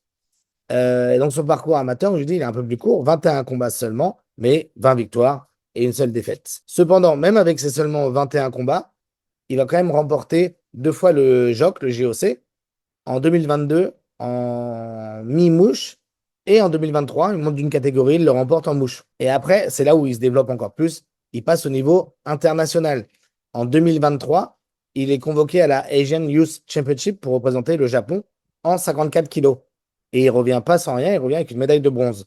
Il a fini le lycée, il a 20 victoires, une défaite en amateur, 2 titres nationaux, une médaille asiatique et 200 combats de kickboxing amateur. C'est un peu le thème commun à toutes les personnes dont on parle dans cette vidéo. Une fois qu'il a terminé le lycée, il va pas à la fac, il suit pas la route olympique, il passe directement professionnel en signant ce Shinsei Boxing Gym, qui est une salle de boxe à Kobe, qui est gérée par Masato Yamashita. Et donc, du coup, il passe comme un des grands espoirs de cette salle en signant directement avec eux. Par exemple, Yuta Sakai, il a fait le lycée, il a signé à Owashi. Et ben, Ito a fait pareil, mais il a signé à Shinsei à Kobe. Cependant, malgré qu'il soit situé à Kobe, et donc qu'il n'ait pas forcément accès à toutes les grandes salles aux alentours de Tokyo, il fait énormément de déplacements pour aller apprendre à gauche à droite. C'est-à-dire qu'il a fait des sparring à Teiken, à Ohashi, dans d'autres salles également, à Osaka. Et donc voilà, il apprend un peu de tout le monde, même si son QG, c'est vraiment à Kobe. Sa carrière pro, du coup, puisqu'il y a 6 combats, on a l'occasion d'en parler. Son premier combat, c'est le 20 avril 2024. Vous voyez, comme Yuta Sakai, ça se suit, hein, c'était il y a un peu plus de 2 ans. Combat un Thaïlandais qui met KO en 55 secondes. Il l'a touché au corps, le mec est tombé direct. Donc voilà, 55 secondes pour un début de carrière, c'est plutôt pas mal. Deuxième combat, l'extrême opposé. Il combat pour 8 rounds au Korakuen Hall en septembre, donc quelques mois après. Et son adversaire a 28 ans, Lan Koku, et c'est un Chinois voilà, qui a une réputation plutôt solide. Et alors, même si Ito le domine techniquement, il n'arrive pas forcément à le sortir du combat. Et c'est qu'au 8e round où il va aller chercher l'arrêt de l'arbitre. Donc, il passe d'un premier combat qui dure 55 secondes à son deuxième combat qui dure 8 rounds. Donc, ça, c'est intéressant de voir que dans ces 2 victoires, il y a 2 victoires complètement différentes. Il a pu annihiler quelqu'un très rapidement, comme aller chercher la solution tard dans un combat qu'il domine. Donc, ça, c'est très bien. C'est ce qu'il met dans les gros prospects sur la scène japonaise. Et alors, quand je vous ai dit tout à l'heure qu'il faisait des sparring un peu partout, là, on commence vraiment à parler de très, très grands noms de l'histoire de la boxe japonaise, notamment Kenshiro Teraji. Par exemple, avant même son deuxième combat du mois de septembre, il avait déjà fait 18 rounds de sparring avec Kenshiro qui se préparait pour un combat. Puis, lorsque Kenshiro a affronté Akui, un combat incroyable au passage, si jamais vous voulez regarder ce combat, Kenshiro Teraji contre Saigo Yuri Akui, l'un de ses sparring partners, c'était encore Sento Ito. Kenshiro a fait plus de 160 rounds de sparring accumulés et il disait que celui qui lui avait fait l'une des meilleures impressions, c'était Ito. Donc voilà, il est dans les bons papiers également de Kenshiro. Et lorsque Kenshiro est monté également d'une catégorie supérieure, et bah, du coup, il a passé 10 jours avec Ito pour faire du sparring également. Donc voilà, il a beaucoup appris de Kenshiro, mais c'est pas terminé. Il y a aussi un autre champion avec qui il a beaucoup travaillé, c'est Seiya Tsutsumi. Alors là, style de combat totalement différent. Seiya, c'est la guerre, c'est le cardio, c'est le courage, c'est vraiment le combat dans la poche. Et donc, bah, lorsque Tsutsumi commençait à monter dans le classement mondial et qu'il a eu sa première opportunité, Ito était également un de ses sparring partners. Et il est également revenu pour le dernier combat de Tsutsumi, ou l'un des derniers, contre Nonito Donaire. Donc voilà, ça fait quand même des sparring chez Taken, Dangan, beaucoup de sparring avec Teraji et Seiya. Donc voilà, il a également beaucoup évolué et appris grâce à ça. Et donc sa montée chez les pros, elle est également passée très vite. C'est-à-dire qu'en avril 2024, il fait ses débuts, puis il enchaîne. Son 6e combat professionnel, c'est 2 ans plus tard, pour le championnat WBO de l'Asia-Pacifique des Bantamweight à Osaka. Son adversaire, c'est Adrian Lerassan, un Philippin, voilà, expérimenté, qui a beaucoup eu de combats et qui avait battu un Japonais juste avant. Et donc, tout le monde s'attendait à un test. Et en fait, bah, en 2 minutes 46, le combat est terminé. Alors pourtant, Lerassan, c'était un gaucher. Et c'est la première fois que Ito prenait un gaucher. Mais ça n'a pas été un souci. Il l'a mis down rapidement. Puis il a mis une gauche au corps qui lui a mis down une deuxième fois. fin du combat. Et d'ailleurs, il y a une petite différence entre ce que voulait Ito, parce que Ito veut direct aller combattre pour le titre, et Masato Yamashita dit on a le temps, il n'y a pas de souci, on a un parcours atypique. Parce qu'effectivement, on a mentionné sa connexion avec Yuta Sakai quand ils se sont entraînés ensemble quand ils étaient jeunes, les sparring avec les autres, le sixième combat pour un titre important. Mais même s'il a beaucoup de qualités, et moi que je l'aime beaucoup, ça reste un mec du kickboxing. Et donc des fois, il se met dans des traquenards tout seul, dans des positions qu'il n'a pas besoin. Mais ça fait partie de son ADN et parfois il va chercher des finishes là où d'autres n'y arrivent pas. Donc voilà, il y a un peu ce truc de jouer avec le feu qui en boxe parfois peut être plus compliqué lorsqu'on atteint vraiment l'élite ou le niveau mondial. Il y a clairement un chemin vers au moins un titre japonais, puis après d'aller voir le titre mondial. Mais peut-être que ça va lui demander un petit peu plus de temps pour raffiner un peu ce talent brut. D'ailleurs, son prochain combat, c'est bientôt, c'est le 5 septembre 2026 au Korakuen Hall, où il va défendre pour la première fois son titre WBO Asian Pacific contre Claire Villalobos, un Philippin. Et alors, là, on passe au numéro 4, qui est sûrement, en termes de talent, au même niveau que le numéro 1 et 2, voire même peut-être plus. En tout cas, c'est celui sur lequel la légende lycéenne et il y a le plus d'écriture. J'ai parlé de Raito tout à l'heure, qui avait, voilà, qui avait marché sur la compétition au lycée. Là, Yuga Fujiki, c'est encore pire. C'est simple, on va faire simple. Il a 18 ans. Il est né le 25 décembre 2007 à Osaka, mais il s'entraîne maintenant au Ashi Boxing Gym. Ça commence à faire beaucoup, beaucoup de grands talents hein, dans cette salle. Il combat en super plume, qu'il est un petit peu plus grand, un peu plus lourd surtout. Il fait un 70. Parcours amateur, 49 victoires, 0 défaite. Parmi ces 49 victoires, 33 stoppages de l'arbitre. Ça fait 67% des combats qu'il arrête. Je répète ce que j'ai dit en début de vidéo. Les combats amateurs qu'on mentionne dans les lycées ou à la fac, c'est des 3 fois 3 minutes. C'est difficile hein, d'arrêter quelqu'un dans ces conditions. Et lui, sur 49 victoires, il a eu 33 KO. Dans sa carrière pro, qui pour l'instant débute, une victoire, un KO. Son surnom, The King. Lui, par exemple, contrairement à Kaneko ou à Ito, qui commence un peu plus tard, il commence la boxe limite dans le berceau. C'est-à-dire que dès sa première année d'école, il est à la boxe. Donc à 6-7 ans, il est vraiment, vraiment déjà un jeune petit boxeur. Et son père, Naoki Fujiki, est un ancien boxeur qui est devenu entraîneur. Donc voilà, depuis qu'il est petit, en gros, le mec fait que boxer. Lui aussi, il entre à la Kokoku High School d'Osaka. Alors, son parcours, je vous ai dit, il est absurde. Il participe aux 3 grandes compétitions nationales des 3 années. Et c'est simple, il les gagne toutes. Et même parmi certaines qu'il gagne, il gagne tous les combats par KO. Par exemple, il y a un Inter High qu'il gagne, 9 victoires, 9 KO. En 2023, il représente Osaka pour le Kokutai 2023. Évidemment, il gagne le titre. Je ne vais pas le répéter à chaque fois puisqu'il a gagné tous ses combats. Tout ce qu'il a entré, il a gagné. Il représente le Japon au Asian Junior Championship 2023.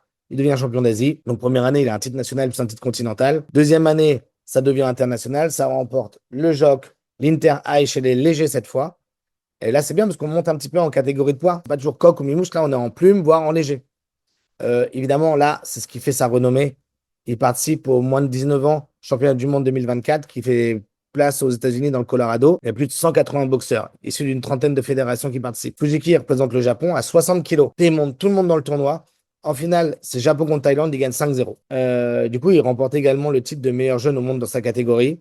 Et là, ça fait vraiment un CV qui est extrêmement lourd, d'où l'attente immense pour ses débuts pro. Et alors en 2025, il fait quelque chose qui est assez incroyable, c'est que du coup, au lycée, il change de catégorie. Non seulement il gagne le JOC 2025 en poids léger, puis il monte chez les junior welter. Et ça change rien. Il gagne également en devenant champion de l'Inter High 2025. Et c'est là, il gagne, je vous ai dit, il a gagné tous ses combats par arrêt de l'arbitre. Alors qu'il est monté de 2 catégories par rapport à celle du début. Pareil, le Kokuspo, le Kokutai 2025, 5 combats, 5 arrêts. Donc bon, clairement, sur la scène amateur, il a tabassé toutes les personnes qu'il a rencontrées. Et donc à 17 ans, il décide d'aller boxer chez les adultes. Novembre 2025, pardon, il participe à la All Japan Championships. Et là, c'est plus les meilleurs lycéens du monde, c'est des universitaires, des adultes, des boxeurs de grandes salles. Il y a un peu de tout. Fujiki, il est toujours au lycée, hein. Il s'inscrit chez les welters et il gagne. Du coup, il est champion du Japon amateur senior 2025. C'est le 4e lycéen de l'histoire à remporter les All Japan Senior. Les précédents, allez, je vous fais la petite devinette. Il y a Hayato Tsutsumi, dont on ne parlera pas dans cette vidéo parce qu'il a trop de combats, comme je vous ai dit. Kenji Fujita, le 3e évidemment. Il n'y en a qu'un seul. Naoya Inoue. Et donc le 4e, Yuga Fujiki. Donc voilà dans quelle trempe de boxeur il est. Maintenant, Qu'est-ce qui se passe après son lycée? Fujiki, il habite à Osaka. Mais même avant de devenir pro, il va souvent à Yokohama pour faire des sparring chez Ohachi Boxing Gym. Et là, évidemment, tout le monde remarque son talent, dont le roi en personne, Naoya Inoue. Naoya lui offre même des gants après ses sparring, tellement il a été impressionné. Lui, son but à Fujiki, c'est d'être meilleur que Naoya, d'avoir une meilleure carrière. Là, c'est très, très ambitieux, mais dans sa carrière, pour l'instant, il n'a jamais rencontré d'adversité, il a explosé tout le monde. Donc, c'est ce à quoi il croit. D'ailleurs, même Naoya, plusieurs fois sur Twitter, lui disait, l'a mentionné, il dit que c'était un mec incroyable et qu'il était extrêmement fort, un lycéen très, très, très fort et tout. Donc, du coup, 2026, 16 février, conférence de presse d'Ohashi. Ils annoncent que Fujiki va passer professionnel, évidemment en le signant. Ils le présentent comme le trésor du Japon, la pépite absolue, le meilleur talent de l'histoire, titre Nikan, par exemple, un média que j'aime bien. Et pourquoi Ohashi est particulièrement excité? C'est ce que j'ai mentionné avant. Fujiki, il est très gros physiquement par rapport aux autres stars japonaises traditionnelles, ce qui permet d'aller sur d'autres marchés que juste les 118 livres, les 122 livres, les 112 livres japonais. Et donc voilà, de monter et donc aller affronter par exemple des Américains, des Européens, ce genre de choses. Comme Naoya, il a déjà pris toutes les petites catégories, lui, il faut quelqu'un pour monter en catégorie. Donc, par exemple, super plume. Et voilà, donc c'est ça qu'ils veulent faire, c'est ça qu'ils misent sur lui, genre le Naoya, mais des catégories supérieures. Il va faire ses débuts professionnels le 10 juin 2026. Et évidemment, c'est le main event du Korakuen Hall, alors qu'il est à 0-0 professionnellement, tellement il y a de hype sur ses débuts. Et pour son premier adversaire, il affronte Wira Mikam, un champion thaïlandais des super plumes, qui est numéro 15 WBO Asia Pacific. Donc, qui est pas non plus, voilà, qui est loin de l'élite, mais c'est pas un rigolo pour un premier combat. Et dès le premier round, on voit déjà le problème. Le jab de Fujiki, il est tellement bien, tellement précis, tellement rapide. Half beat, sur le beat, au corps, à la tête. Un peu comme Naoya, vraiment, pas encore au même niveau, mais les mêmes mécanismes. Le uppercut du droit derrière les enchaînements. Bon, résultat, KO de l'arbitre au deuxième round et victoire par KO sans aucun souci. Lui-même n'est pas satisfait de sa performance, un peu comme Ito, disant qu'il peut faire beaucoup mieux. Et Tomu également avait dit ça.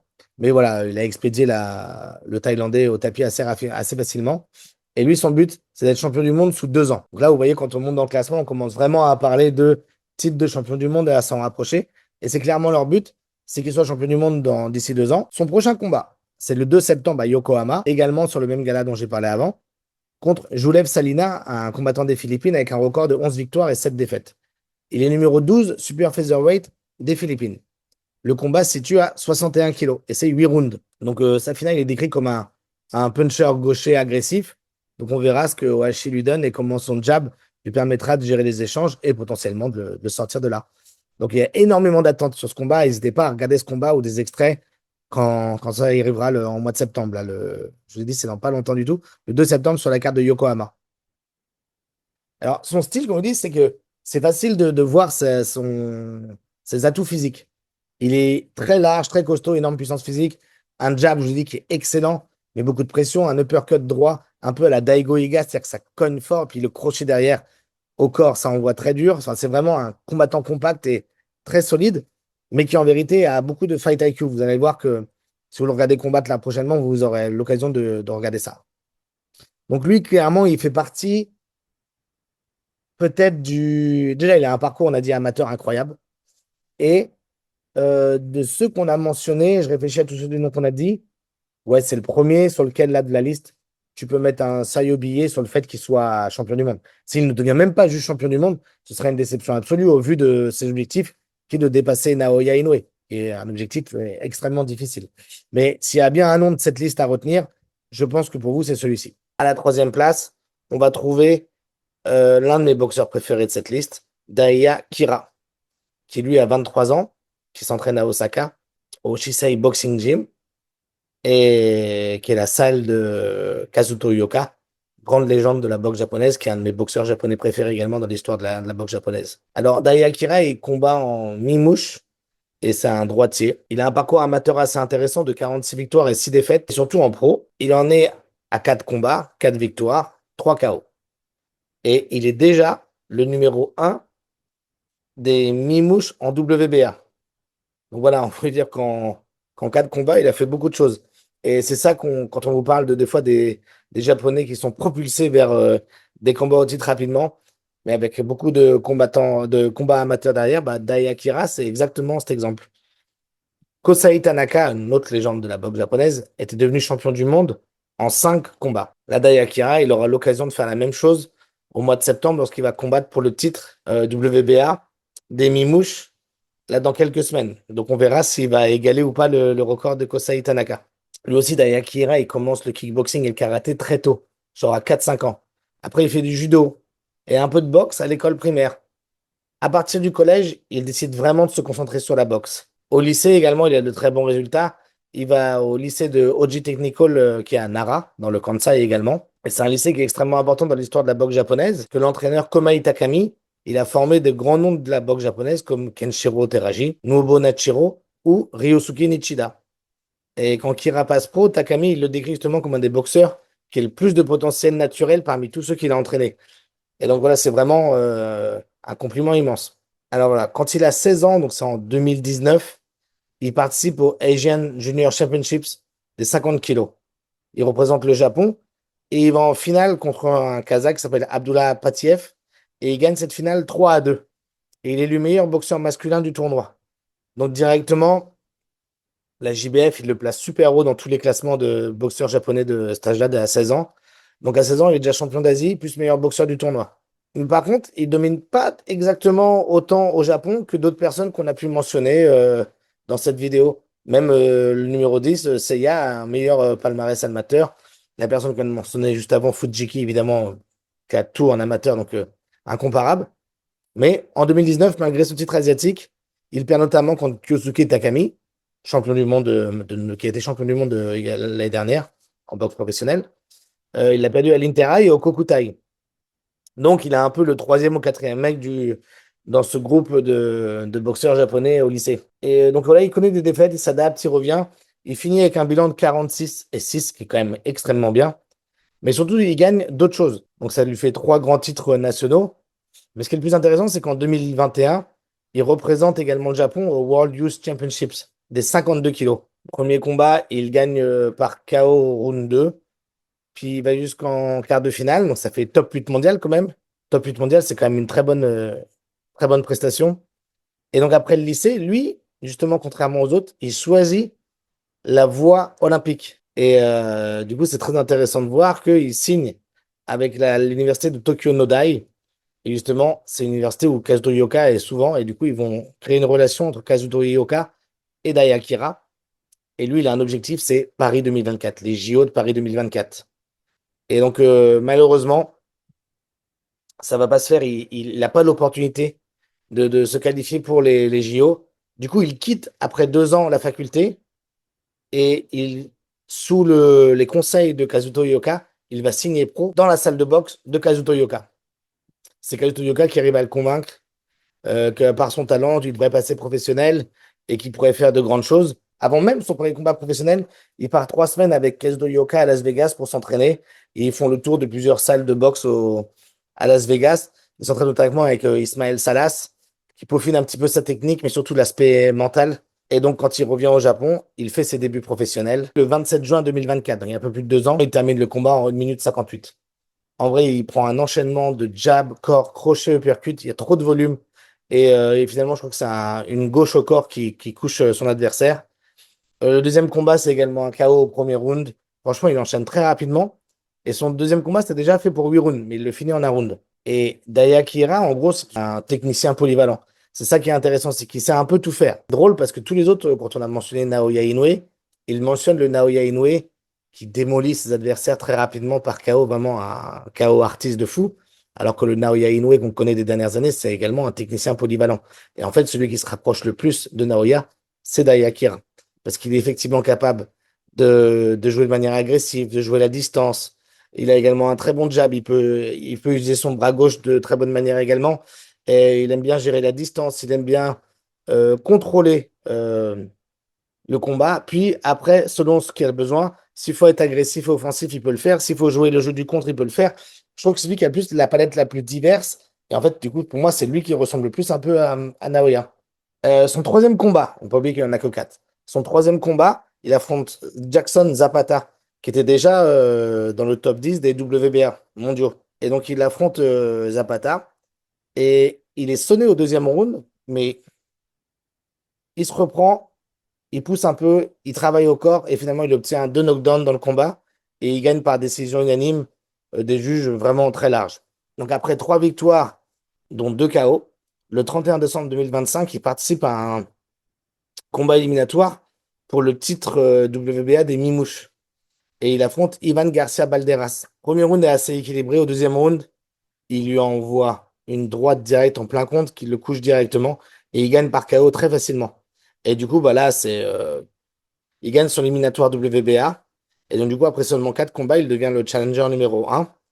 Et donc, le 2 septembre 2026, sur le même gala dont on vous parle de Yokohama Buntai, il va affronter Carlos Canizales, qui est un ancien adversaire de Kenshiro Teraji. Très bon combat contre Kenshiro, c'était très très serré. Et donc, si jamais Daya gagne ce combat, il serait champion du monde WBA des Mimouches en 5 combats et égalerait le record de Kosei Tanaka. Daya Kira, il a énormément d'ambition, il veut gagner de manière écrasante, il veut pas seulement gagner. Lui, il pense qu'il va rouler sur Canizales. Alors du coup, voilà, le 2 septembre, c'est vachement important de regarder ce combat parce qu'il peut marquer l'histoire et égaler ce record. Et surtout, ça vous donne l'occasion de voir à l'œuvre Daya Kira, qui pour moi, dans cette liste, est probablement l'un des 2 meilleurs boxeurs. Et à la place numéro 2 de ce classement, on a Tomoya Tsuboi, qui lui est mon boxeur préféré de cette liste et qui, à l'heure où on se parle, est, je pense, le meilleur boxeur de cette liste également. Et apparemment, c'est celui qui a le profil le plus différent et atypique de toute la liste également. Déjà, Tomoya Tsuboi, il est né le 25 mars 1996.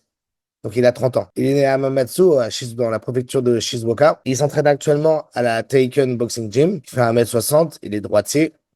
Il combat en super mouche. Il a un record amateur de 106 victoires et 25 défaites. En pro, il est à 3 victoires et 0 défaites, un no contest. Sur les 3 victoires, il a 2 KO. Son CV amateur, il est immense, il est gigantesque. C'est celui qui a passé le plus de temps dans sa carrière en amateur. Et là, on est très loin de juste amateur au lycée. Il a un CV amateur qui est immense. Mais tout d'abord, vous voyez, si vous avez déjà vu Tomoya Tsuboi combattre, ou si vous allez le regarder, vous allez voir tout de suite, de par sa garde et comment il combat, que c'est quelqu'un qui vient du karaté, et c'est exactement comme ça qu'il a découvert les arts martiaux. En commençant par le karaté, il a fait 6 ans de karaté, puis après, a rejoint la boxe. D'ailleurs, ça fait très Hajime no Ippo. Il disait rejoindre la boxe pour pouvoir devenir quelqu'un de fort et devenir une bonne personne. C'est ça sa motivation principale. Donc voilà, lui, il rejoint au lycée le Hamamatsu Technical High School, et puis la Nihon University, où il va toujours combattre en amateur, car lui, après le lycée, il ne passe pas professionnel. C'est l'un des seuls de la liste qui, du coup, passe par le circuit olympique et, du coup, devient universitaire à la Nihon University. Et alors, là, on va faire un petit détour sur les programmes que je vous ai parlé. L'école d'éducation physique des forces japonaises d'autodéfense, c'est une grande voie permettant à un excellent amateur japonais de continuer à boxer à plein temps après l'université s'il ne veut pas devenir professionnel, par exemple. Et donc, Tsuboy, il va rester pendant des années et donc participer notamment au All Japan. 4 années consécutives et de la gagner. Et d'ailleurs, il le regagnera également en 2023. Donc, à son actif, dans son parcours amateur, il a 5 All Japan Championship. Et donc, du coup, par rapport aux autres boxeurs de la liste, lui, les gens qu'il a boxé dans sa carrière amateur, c'est pas juste les autres lycéens forts du Japon, c'est les meilleurs Japonais dans les sélections nationales, des Asiatiques, les mondiaux et les qualifications olympiques. D'où ces 131 combats au total en amateur. Dans ses achievements en amateur, il remporte également le Kokutai en 2016, en 2017. Mais ce qui est fou dans la carrière amateur de Tomoya Tsuboi, c'est qu'il va essayer 3 fois de se qualifier pour les Jeux Olympiques. Rio 2016, Tokyo 2020-2021, évidemment, Paris 2024, et il n'arrivera jamais à arriver aux Jeux Olympiques. Malgré qu'il n'arrive jamais à mettre un pied au JO, il va devenir champion du monde amateur, ce qui est incroyable. Donc du coup, son premier rêve de Rio 2016, il est encore très jeune, il a 20 ans. Il tente de s'installer dans la sélection japonaise, mais impossible. Il passe pas professionnel non plus après, parce qu'il rêve encore à Tokyo, qui évidemment, dans sa tête, que 4 ans plus tard, à la maison. Donc c'est le rêve ultime dans son parcours amateur de faire les JO au Japon. Il manque les qualifications. Et à ce moment-là, il a 25 ans. Il aurait pu passer professionnel, vu qu'il a un très bon niveau également. Mais il se dit non, on va quand même attendre encore 4 ans et on va essayer de faire les JO de Paris. Et en fait, malheureusement, pour se qualifier aux JO de Paris, il fallait également avoir des bons résultats aux Asian Games de 2023. et il va perdre en demi-finale et il fallait aller au moins en finale pour se qualifier. Comme je vous ai dit, même si il échoue constamment pour les Jeux Olympiques, il va faire quelque chose d'incroyable, c'est qu'en 2021, il va faire les AIBA World Boxing Championships à 54 kilos, qui se joue à Belgrade, et il met la misère à tout le monde dans le tournoi. Il gagne quasiment tous ses combats 5-0, 5-0. En demi-finale, d'ailleurs, il affronte Bilal Benama, qui a un gros parcours en amateur chez les Français également. Il le bat 4-1. Et donc, il arrive en finale mondiale.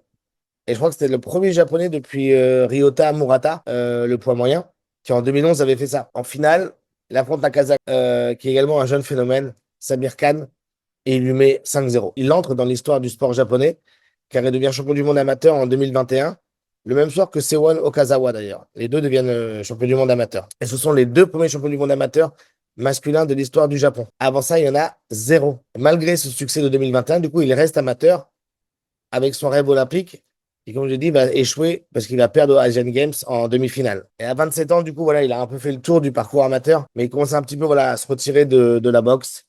Et finalement, c'est Seiya Tsutsumi, un des champions dont on a déjà parlé, qui prépare son combat contre Takuma Inoue pour la ceinture WBA des Bantamweight. Et il a besoin de quelqu'un qui se déplace bien et qui a un profil similaire à Takuma Inoue. Et du coup, il demande à Tsuboy de venir l'aider en sparring. Et en fait, ces sessions de sparring, elles se passent tellement bien qu'elles remotivent totalement Tomoya Tsuboy pour se remettre dans le bain ou donner encore une chance à la boxe. Alors, à 28 ans, il se dit, bon, quand même, mais peut-être qu'il est temps d'abandonner mon rêve de Jeux Olympiques. Et du coup, il prend une décision énorme. Il arrête tout ce qu'il fait dans les forces d'autodéfense, il démissionne et il va se rendre à la Taken Boxing Gym et il signe un contrat avec Taken Boxing Gym à 28 ans. Et lui, clairement, son modèle, c'est Ryota Murata. Énorme palmarès amateur. Il a été champion olympique. Il a fait un passage pro tard. Signé chez Taken, il est devenu champion du monde. Tsuboy, c'est exactement ce qu'il veut faire. À part qu'il ne sera jamais champion olympique, évidemment. Et évidemment, quand il passe son petit test au Korakuen pour savoir quel type de licence pro il aura, c'est expliqué, si vous êtes licence C, du coup, les premiers combats sera 4 rounds. Si vous faites une licence B, ce sera 6 rounds. Lui, il passe classe A direct, donc c'est 8 rounds dès son premier combat. C'est le deuxième boxeur de l'histoire à passer le test A classe en étant chez Taken. Après, évidemment, Ryota Murata. Pour son premier combat pro, qui a lieu le 13 mars 2025, donc il y a un an et demi, Taken lui donne un adversaire, Bunrang Payom, qui a déjà 17 combats pro, 14 victoires, dont 14 KO, et qui est déjà classé numéro 2 dans la WBO Asia Pacific. Je rappelle que Tsuboy, c'est ses débuts professionnels, malgré son grand palmarès en amateur. Résultat, il gagne par KO au deuxième round. Deuxième combat, il y a déjà une ceinture en jeu. C'est 3 mois plus tard, en juin 2025. Moi, c'est le premier combat professionnel que j'ai vu de Tomoya. C'était contre Van Tao Tran. Et c'est là où je tombais amoureux de son style. Alors, c'est un combattant vietnamien très solide qui avait 18 victoires, une défaite. Parmi ces 18 victoires, il y avait 10 KO. Il était numéro 12 sur le classement WBO. Et également, ce combat, il était pour le WBO Asia Pacific des Bantamweight. Tsuboy, il est professionnel depuis 3 mois à ce moment-là. Et donc, du coup, là, il ne gagne pas par KO, mais c'est un masterclass. Le volume, le changement de rythme, les déplacements, les sorties d'angle, les esquives et les combinaisons. Quand vous voyez voir Tsuboy, en gros, il a un peu cette base de karaté, mais sa boxe est d'une propreté incroyable. C'est-à-dire que c'est rare de trouver des boxeurs qui sont capables d'envoyer beaucoup de volume sans avoir trop de gâchis ou d'être vulnérables défensivement. Il a une capacité à mixer entre le corps et la tête qui est incroyable et surtout son jeu de jambes. C'est pour moi, en dehors de Naoya Inoue, actuellement, c'est celui qui a le meilleur jeu de jambes sur tout le circuit japonais. Donc il gagne ce combat par décision, 100-90. Et donc, il devient le WBO Asia Pacific Champion après son deuxième combat professionnel. Alors là, 5-6 mois plus tard, il affronte pour son troisième combat Carlos Quadras, qui est l'ancien champion WBC des Super Flyweight, qui a déjà eu 6 défenses de titre, qui a affronté des mecs comme Chocolatito. Enfin voilà, CV immense, Carlos Quadras. Évidemment, ce sera le dernier combat de sa carrière à Carlos Quadras, qui est très âgé au moment de ce combat. Mais du coup, voilà. Encore un combat que Tsuboy domine la tête et des épaules et qui va finir par sortir Quadras du combat au huitième round. Mais encore une fois, en impressionnant énormément avec son jab, avec le travail au corps, les déplacements. Quadras, il n'a jamais une chance dans ce combat. Alors, le 11 avril 2026, il y a un combat contre Pedro Guevara. C'est son quatrième combat pro. Ouais, un Pedro Guevara, ancien champion WC des Mimouches, champion intérimaire des Superfly. Et il avait par exemple affronté récemment Bam Rodriguez. Donc là, on commence vraiment à parler de gros, gros noms. Malheureusement, il y a un clash de tête dans ce combat très tôt qui annule le combat. Il y a un choc de tête accidentel qui, du coup, je crois, au deuxième ou troisième round, annule le combat qui se termine en no contest. D'ailleurs, c'est là qu'on voit que Tsuboy, c'est quand même un mec très classe. Ce qui pourrait être frustré que ce combat s'arrête comme ça, puis c'est un combat quand même où il était en train de dominer. Mais il était très préoccupé par l'état de santé de Guevara, qui lui était très touché par ce choc de tête. Oui, pour conclure sur Tomoya Tsuboy, il y a deux informations importantes. C'est déjà que dans un mois et demi, il va combattre pour son premier championnat du monde. Le 27 septembre 2006, au Toyota Arena de Tokyo, il affrontera le Sud-Africain Ricardo Malajika pour le titre WC vacant des Supermouches. Tsuboy est devenu numéro 1 à la WC et à WBO. Il est numéro 3 à la WBA et 5 à l'IBF. Donc il est clairement le contender numéro 1. Et son adversaire, il a 17 victoires et 2 défaites. Sur les 17 victoires, il y a 12 KO quand même, hein, pour une catégorie de poids plutôt légère. Et donc, ce sera son cinquième combat pro. Lui aussi, du coup, il peut égaler le record de Tanaka. Et à titre personnel, il y a un point quand même qui est très intéressant sur Tomoya Tsuboy. En amateur, donc il était déjà extrêmement fort, il avait parfois quand même un souci de cardio. Alors, c'est drôle parce que c'est juste des combats de 3 rounds, de 3 minutes, mais notamment quand il n'arrivait pas à dominer, on voyait que c'est quelqu'un qui avait des soucis de respiration et qui avait du mal à revenir dans les combats une fois qu'il avait commencé à perdre. Alors là, pour l'instant, dans sa carrière professionnelle, il a dominé de la tête et des épaules tout ce qu'il a rencontré. C'est intéressant dans le futur de voir comment il sera si jamais, par exemple, il commence mal un combat ou s'il est amené à aller chercher très profond de lui dans un combat, parce qu'il a évidemment une classe technique et une intelligence de combat incroyable, qui va sûrement dominer énormément de boxeurs sur ce circuit. Mais il faut garder en tête quand même que ça pourrait être intéressant de voir ce qu'il a vraiment mentalement au fond de lui lorsque le combat va pas trop dans son sens. Après, il a 30 ans, il lui reste encore quand même quelques années, mais c'est clairement actuellement, dans la liste qu'on fait, celui qui devrait être le champion du monde le plus solide dans les années qui viennent. En tout cas, moi, c'est mon préféré. S'il y a vraiment quelqu'un que je vous recommande de regarder, c'est de ne pas louper le combat de Tomoya le 27 septembre. Et donc, à la première place de ce classement du top 10 des prospects japonais, on va retrouver personne d'autre que Reito Tsutsumi, qui a 23 ans, qui vient de Shiba, qui s'entraîne à la Shisei Boxing Gym, il fait 1m65, il est gaucher et il combat en poids plume et super plume. C'est clairement le prodige dès l'enfance. De toute façon, Reito Tsutsumi, ses ambitions en tant que boxeur, c'est même pas de devenir champion du monde, c'est un jour de devenir le pound-for-pound numéro 1. Et alors évidemment, Reito Tsutsumi, c'est le frère de Hayato Tsutsumi, qu'on a déjà mentionné dans cette vidéo. Hayato Tsutsumi, qui est un monstre amateur, qui a quasiment tout gagné au Japon également. Et Reito, il grandit du coup parmi les meilleurs jeunes boxeurs japonais de sa génération, rien que dans sa maison. Lui aussi, comme Tomoya, avant de faire de la boxe, il a fait du karaté Kyokushin. Ça se voit également dans sa garde, mais un peu moins que Tomoya. Et puis finalement, quand il a 10 11 ans, il est impressionné par les capacités de son grand frère et il décide de faire de la boxe également. Et alors, même quand il est très jeune, il devient champion national 4 années consécutives, de la cinquième année de primaire jusqu'à la deuxième année de collège. Et donc, du coup, Reito, il va également à la Narashino High School, qu'on a déjà mentionné, avec les frères Tomu et Raito. Et dès sa première année de lycée, évidemment, il intègre directement les grands championnats. Il gagne l'Inter High, le Kokutai, le National High School Selection. Donc, il fait le triplé dès sa première année. La deuxième année, il remporte le Inter High et le Kokutai. C'est-à-dire qu'en 2 ans, il a déjà 5 couronnes lycéennes, ce qui est incroyable. Cependant, vu son âge, sa troisième année, 2020, c'est le Covid. Du coup, les grandes compétitions scolaires sont annulées. Donc, il ne peut pas combattre en 2020.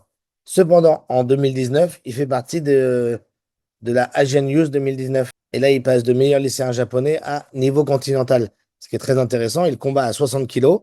Son parcours au début, il commence très bien avec des victoires 4-1, 5-0, 4-1. En finale, il gagne 5-0 contre un Indien.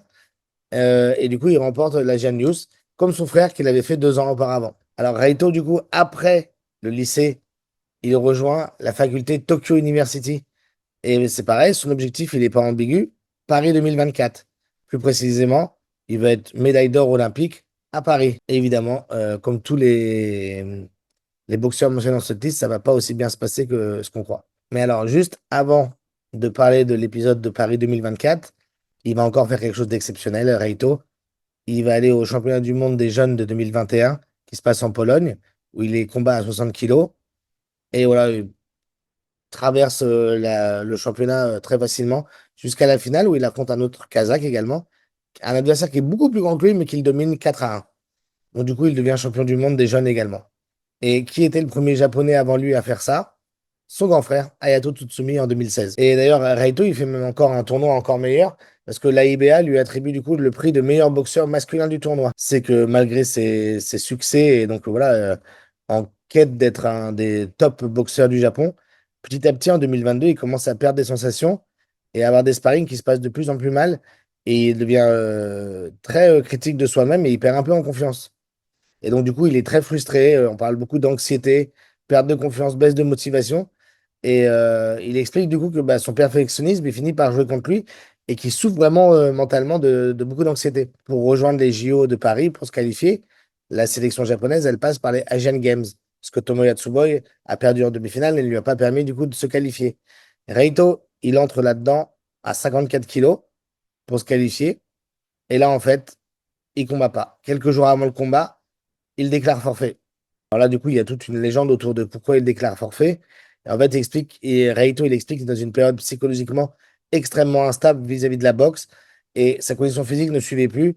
Il voulait pas voilà, livrer une performance catastrophique, du coup, il s'est retiré. Et du coup, là, dans un profil de mec, je dis qu'il va être pound for pound number one, on voit qu'il y a vraiment eu des années très difficiles en 2022 et 2023. Il se demande s'il doit continuer la boxe, s'il quitte l'université. Est-ce qu'il peut passer professionnel ou est-ce que du coup bah, il raccroche les gants parce que finalement ça lui plaît plus tant que ça? Et c'est là qu'intervient quelqu'un de très important, Shigemine Seki. C'est son ancien entraîneur de son lycée Narashino. Il l'appelle et lui dit, écoute, avec le talent que tu as, c'est pas là-dessus que tu dois arrêter ta carrière. Assume ton échec de pas avoir mentalement su gérer ça ou d'avoir eu des soucis et avance, c'est pas grave. Et du coup, bah, voilà, le fantôme de Paris finit par disparaître et Reito reprend la boxe et il retrouve très rapidement son niveau, du coup, parce qu'avec la Tokyo University, il gagne la Ligue universitaire du Kanto. Et là encore, en 2023, un autre problème pour le All Japan Championship, il rate la pesée. Il loupe complètement le poids. Du coup, il a fait une erreur personnelle en jouant trop près de la limite et du coup, bah, il n'a pas réussi.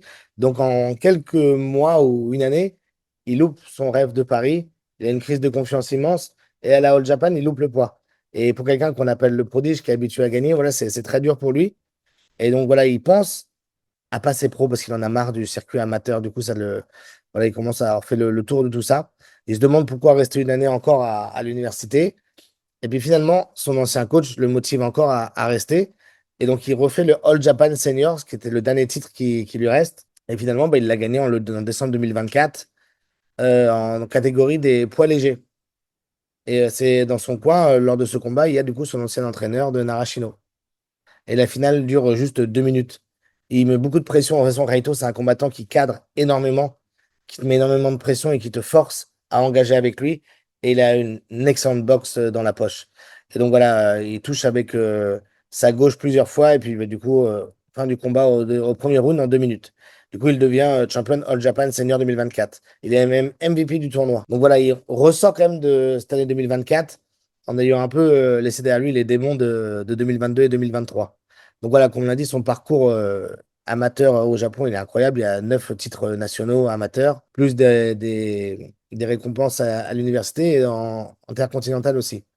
Et en mars 2025, enfin, il annonce qu'il signe officiellement en tant que professionnel à la Shisei Boxing Gym, la même salle que son frère Hayato. Et pareil, grâce à son pédigré, il a directement la licence A et peut donc commencer directement avec ses combats de 8 rounds dans sa carrière professionnelle, comme Ryota Morata et Tomoya Tsuboi par exemple. Et son premier combat, vous allez me dire, bon, bah, il se déroule où? Au Korakuen Hall, à Tokyo, à Osaka, sur le circuit professionnel japonais?